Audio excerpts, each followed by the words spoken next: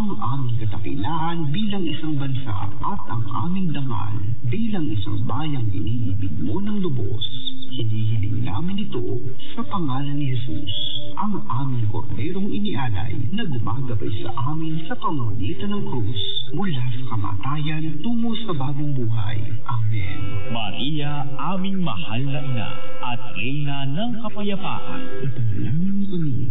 San Miguel Arcangel, Ipanalangin mo kami.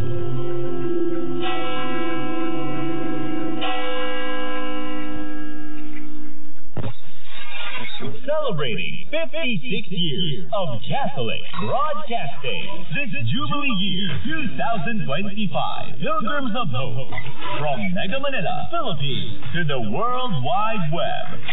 Veritas 846, Kapanalig.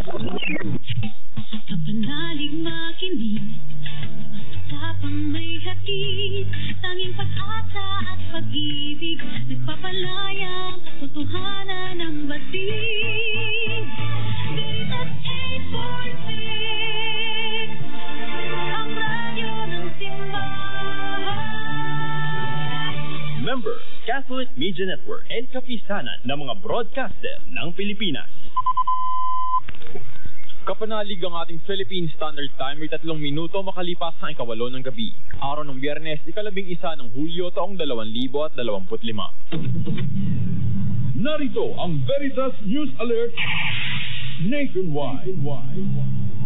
Tinututulan ng mga residente ng Pakil, Laguna ang pagtatayo ng dam para sa gagawing 1,400 megawatt ahunan pump storage hydropower project na layong magtayo ng mga pasilidad para tugunan ang kakulangan sa supply ng kuryente sa Pilipinas.